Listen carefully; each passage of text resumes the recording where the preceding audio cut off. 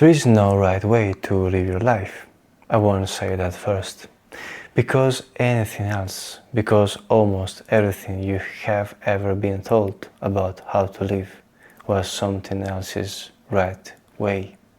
Dressed up as universal truth, the 5 a.m. route, the 10-year plan, the specific sequence of education, career, relationship, house and children that was hidden to you as the default. And call it success. Those things work for some people. They didn't work for everyone. And the person who follows them faithfully and feels nothing at the end is not broken. They are followed someone else's map to someone else's destination. The best honest thing you can do is admit that you don't yet know what your right way looks like, not as failure, as the starting point, because the person who admits they don't know isn't a significant better person than the person who follows a map that didn't choose and calls it clarity. Now here's the way it gets practical, because there isn't an episode about freedom from structure. Freedom from structure without a direction is just drift. And drift feels like freedom in the short term and looks like wasted time in a retrospective. This is an episode about building your own structure from the evidence of your own life, not someone else's blueprint, and starts with the questions almost nobody asks themselves honestly. Not what do I want? That question is too easy to answer romantically.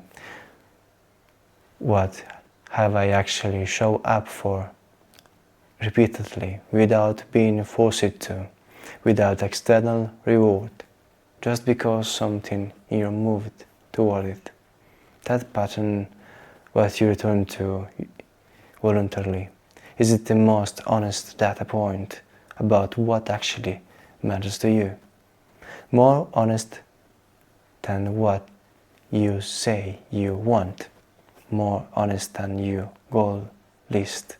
Because behavior don't lie, the way words do. The second honest question, what do other people consistently came to you for? Not you wish they came to you for. What they actually do. What problem they bring you. What perspective they seek. What they trust you with. That is the actual value in the world, not your potential. Your demonstrated reality and the intersection of those two things, what you return to voluntarily and what others constantly need from you, is the closest thing to a direction that is genuinely yours. Not the hard part, opportunities. Because opportunities arrive dressed in many costumes. Some of them are real, some of them are traps, and some of them are your own mind manufacturing a sense of urgency to avoid sitting still with the actual work. Let me help you tell the difference a real opportunity connects to your direction. Not every direction, your specific one. The one that emerged from the two honest questions. If an opportunity has nothing to do with what you return to voluntarily and what others constantly need from you. It isn't an opportunity for you. It might be an opportunity for them, but not for you. And pursuing it will cost exactly the time and energy you need for the tight thing that actually is. A real opportunity has timing that makes sense, not manufactured urgency, the feeling that you must decide now or the window will close forever, is almost always a sales mechanism. A real timing is different. It is the recognition that your skills have reached a level where a specific thing is now possible. That wasn't possible before. That recognition is quiet. It doesn't shout. It doesn't produce panic. It produces clarity. If what you feel is panic, slow down. If what you feel is clarity, move. A real opportunity asks something specific from you. Not everything, not your entire identity, something specific. This skill, this period, this commitment. The opportunities that ask for everything before delivering anything are almost always telling you something important. Real opportunities have recoverable costs. If this doesn't work, what do you actually lose? Time, money, some pride. Is that recoverable?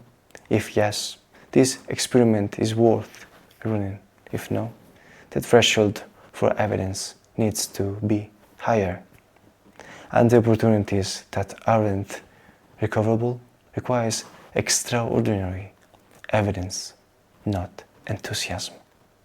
Evidence.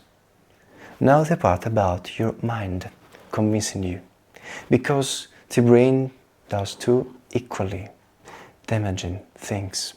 It manufactures reasons to chase things that aren't right, and it manufacturing reasons to avoid things that are. The first kind, chasing the wrong things, usually feels like excitement, a rush, the sense that this is finally it, the thing that will change everything without evidence, without alignment, without a specific connection to your actual direction. That feeling is dopamine, not discernment. And as we covered in episode 9, dopamine is the waiting chemical, not the heaven chemical. The excitement of the potential isn't evidence of the real. The second kind, avoiding the right thing, is usually feels like responsibility, like realism. I'm not ready yet. The timing isn't right. I need more preparation. This responsible sounding voice is often the brain running its oldest program, staying safe, staying small, staying in the place where the outcome is predictable. The direction is this: legitimate concern about an opportunity. Points to something specific. The specific skills is missing. The specific sources isn't available. This specific timing is wrong for this specific reason. Fear masquerading as concern is vague. I'm not ready. The time is not right. Something feels off. When you can't name the specific thing, that is almost always the fear, not the reality. So how do you live your life in a way that gets the most out of it? Not the most achievement, the most of what you actually value. You build toward the intersection of what you return to voluntarily and what others actually need. You evaluate opportunities against your specific direction, not against what looks impressive or what other people are doing, or what the content tells you you should want.